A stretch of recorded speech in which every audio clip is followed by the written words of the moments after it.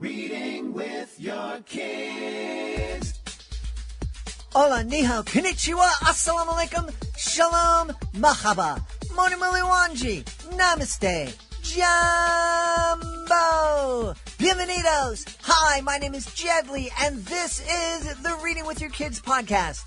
We're coming to you from the beautiful neighborhood of Reedville in the southwest corner of Boston, Massachusetts. We are so honored and so wicked happy that you're joining us in our mission to help families grow closer through reading. Please be sure to tell all of your family and friends, your kids' teachers, librarians, principals, all about the show. And please be sure to subscribe to the show in the iHeartRadio app, on Amazon Music, Spotify, Apple Podcasts, Stitcher Radio, wherever you find your podcast. Our guest today is Kereen Getten.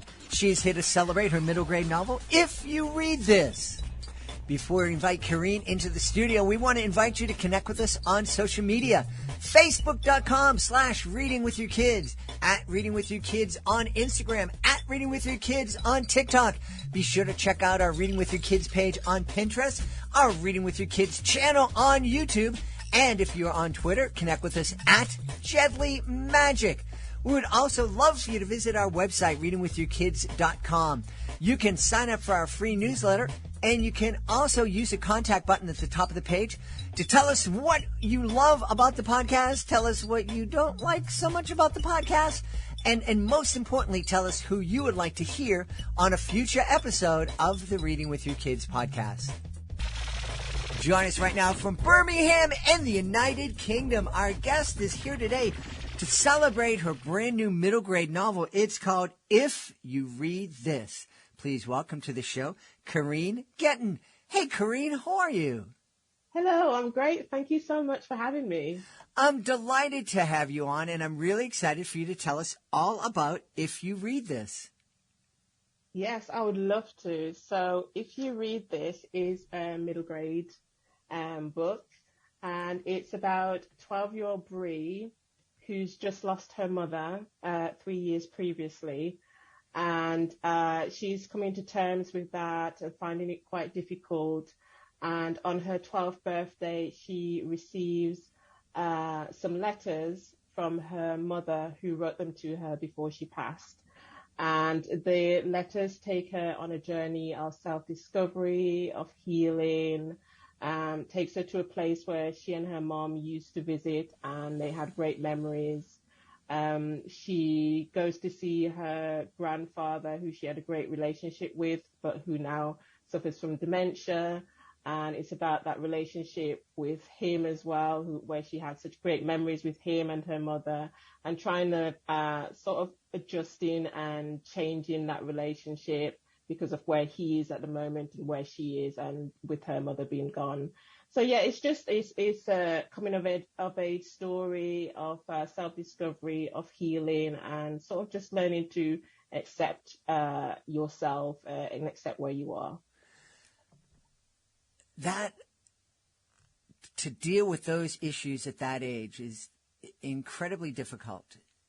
And it reminds me, Kereen and I were talking a little bit about my daughter and the fact that we both loved a show that was fictionally set in Birmingham. It reminded me of a time when she was 13 or 14 and my mom was suffering from dementia. And we knew that, and my daughter was very close to my mom, but there was one day in particular that we went to see her. And it was quite obvious that my mom didn't know who my daughter was. And she was the first person my mom forgot.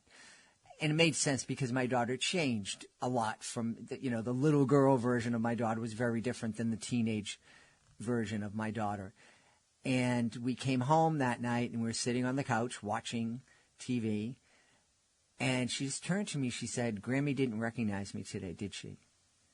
And it was heartbreaking. It's even hard for me to remember it right now. So I can definitely empathize with what Brie is going through, losing her mom, finding these letters, spending time with somebody that she loves, her grandfather, who may not remember her. Very, very difficult. And I think especially difficult for a girl at that age because, again, girls and boys, I don't want to label everybody into, that all girls are the same, but certainly a lot of girls that age feel emotions quite powerfully. Yes, definitely. And my grandfather actually in real life had dementia, and that's where I got that story from. Much later in life, he got it. But I think like the emotions are the same. They just more intense when you're younger. Mm-hmm. When you're younger, a lot of the times you don't know where to place those emotions. You don't know how to voice them. And that's really, really difficult. And I try to do that with Brie, to show that even though she's not always verbally saying, I need help, sometimes it comes out in your actions, and the way you behave. And sometimes you're crying out for help, or you're trying to tell people that you're in a space that's very difficult without being able to verbally say it.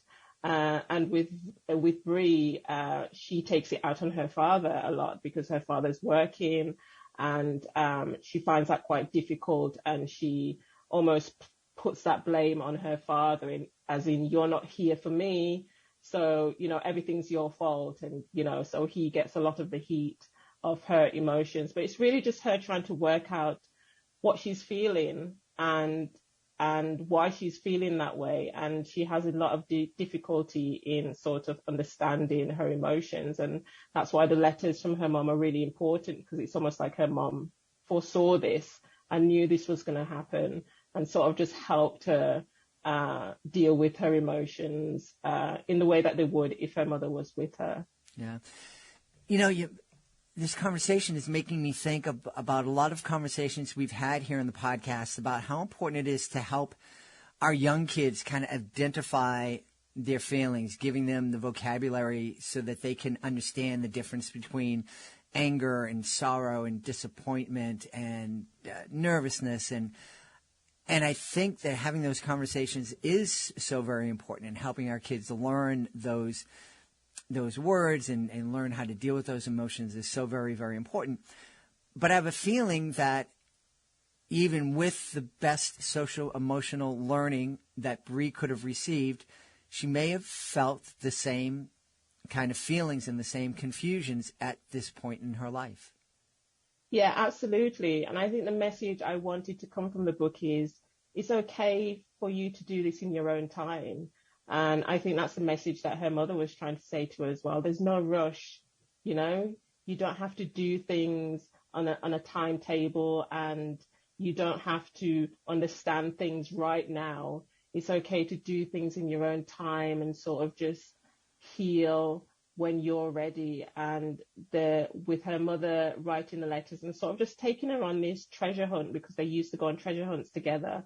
It's almost sort of like showing her life is okay, and, there is happiness still without her, and remember this, and remember these memories that we had, and, sort of just helping her on this journey. But the message is really in your own time, mm-hmm. whenever you're ready. Mm-hmm. Interesting.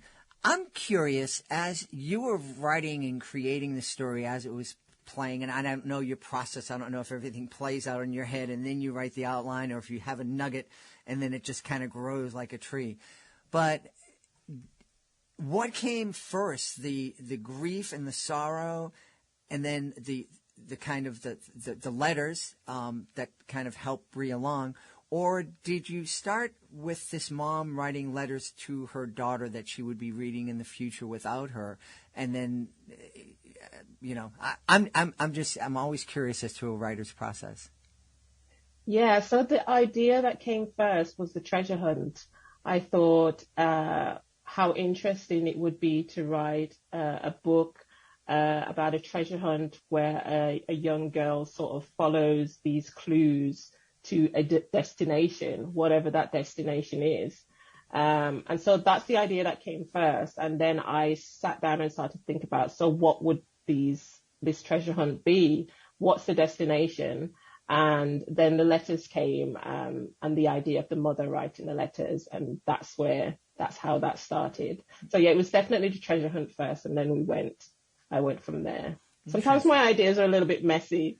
They're never in order. Well, I know you were talking about the fact that through the letters, Brie was, kind of remembering and reliving the treasure hunts that she did with her mom. But in essence, it sounds like the mom was taking Brie on a different kind of a treasure hunt in the story, a sort of a hunt for the treasure of peace of mind. Yes, absolutely. You nailed it on the head. Yes. Wow. It was her mom was taking her on you described it perfectly. It was their final treasure hunt together, and she was taken on a journey for her to find peace without her. Yeah. I don't normally get that deep. I'm really impressed with myself right now. So you should be. That's brilliant.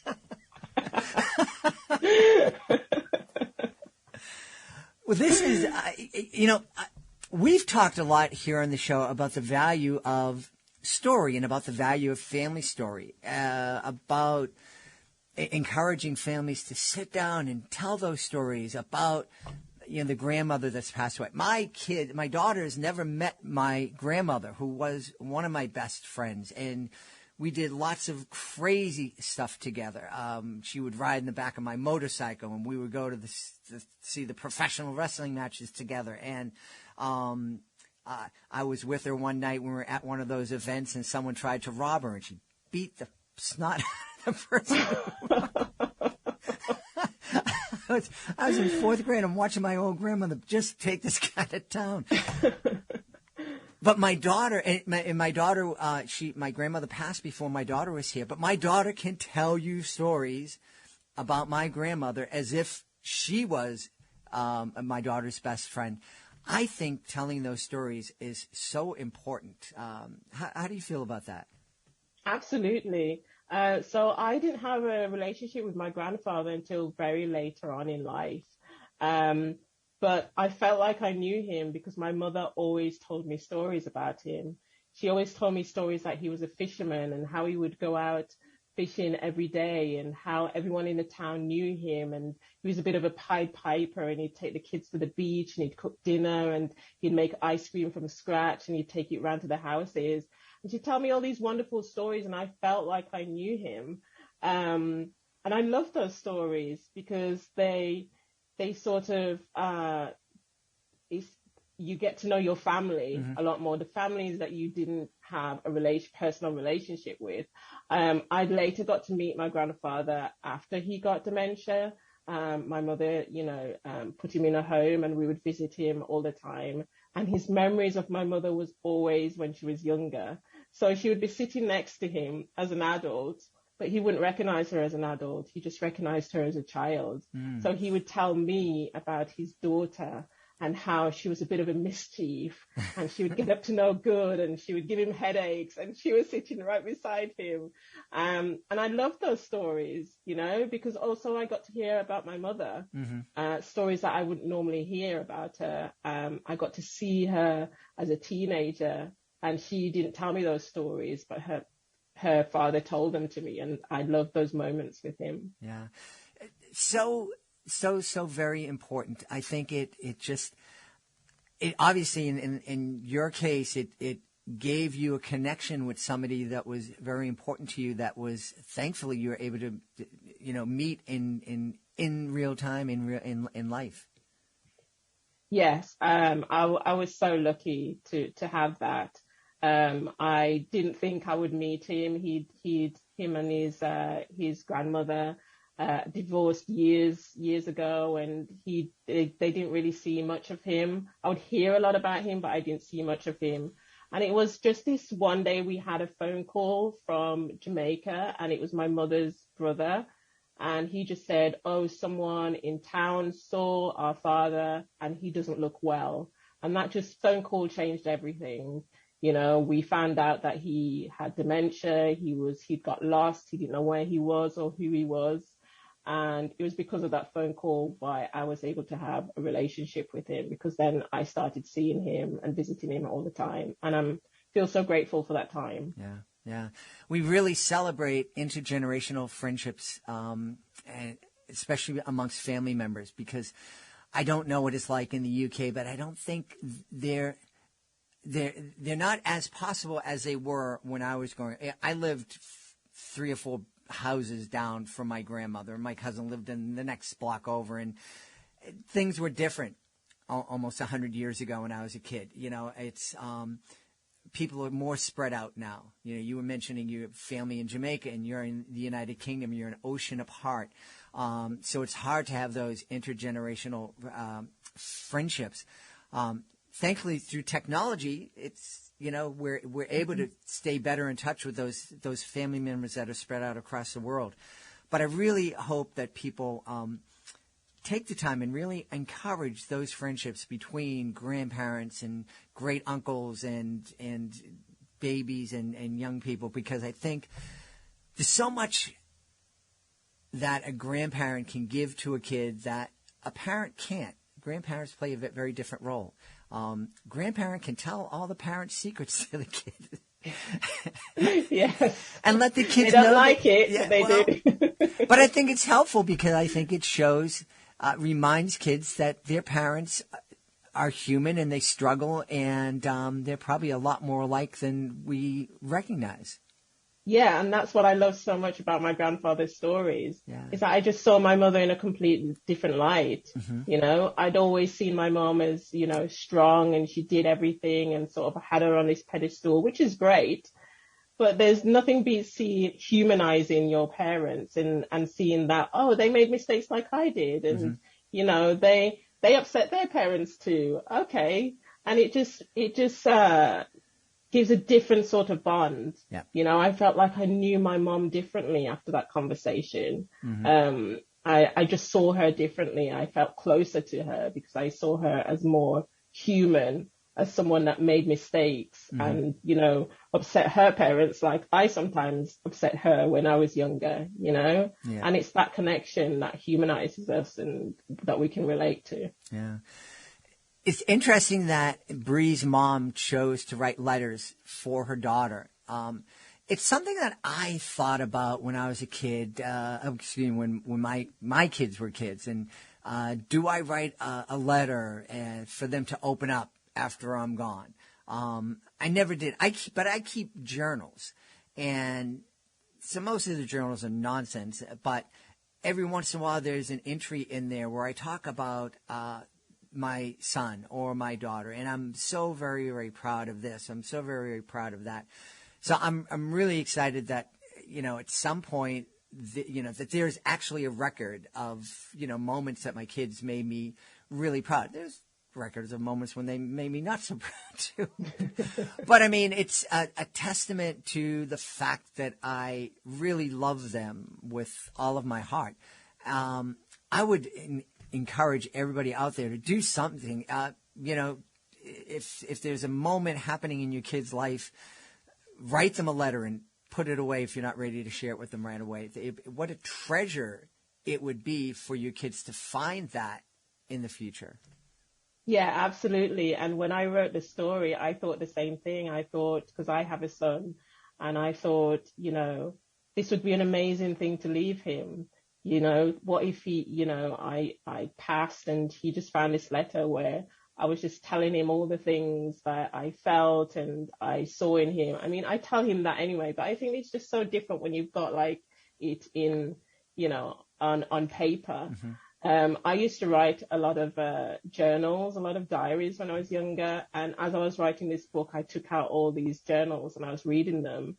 And reading it just transports you back to that time of when you were writing it, and you can almost see it and smell the smells and remember the music that was playing and what was going on at the time. And I got so excited reading it that I thought I should start that up again, because that was just, that was so good to look back on. Mm-hmm. To look back on those memories is just such a great thing to have. And that's what I got from writing the book. Yeah. So important. I don't know if you're like me. One of the reasons I didn't write those letters is I didn't want to jinx myself. I'm like, I'm going to write this letter and then I'm going to go out and crack up my cup. And tomorrow it's over. Yes. And maybe I'll hold off on this. Yeah, I just think, well, this it's a little bit morbid, isn't it? Am I saying I'm going soon? What message am I sending out here? Absolutely. And then I think you have to rewrite the letter the next year. Because it changes, right? Yeah. Hey, are you able to?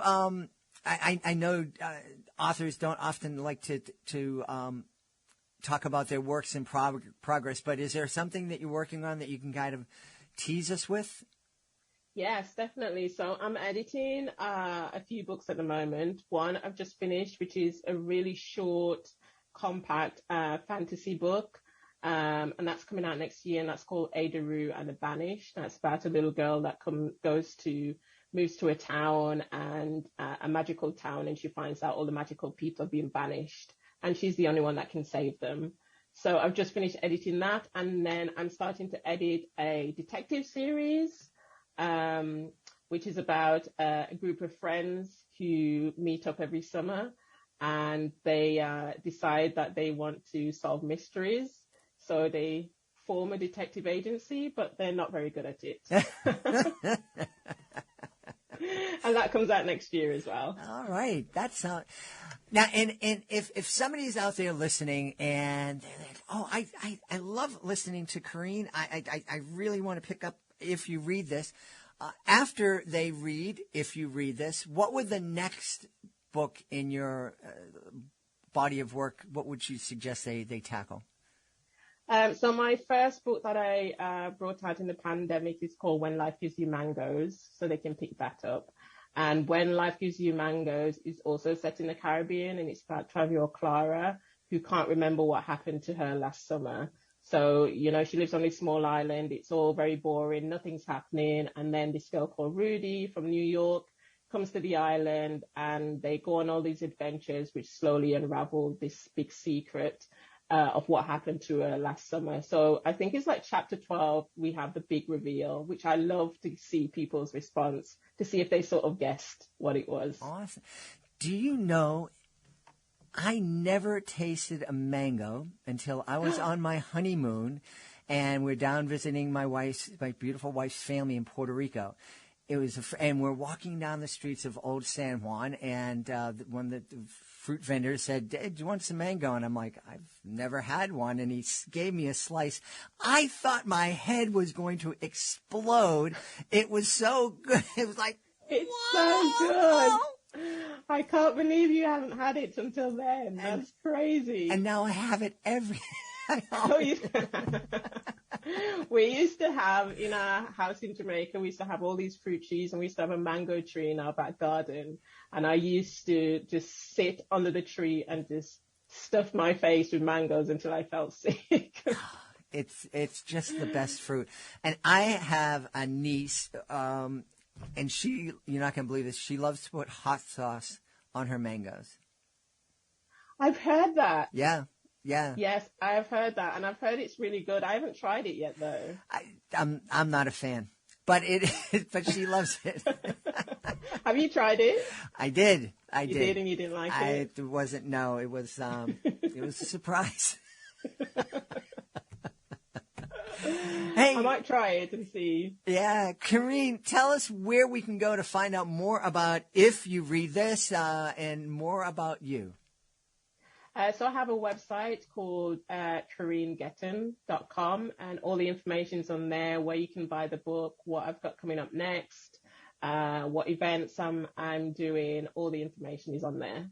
We've had a really fun time speaking to the author of If You Read This, wonderful middle grade novel from our guest, Kereen Getten. Hey, Kereen, this was a lot of fun. Can you come back on the show in the future? Yes, please. I had so much fun. Thank you so much for having me.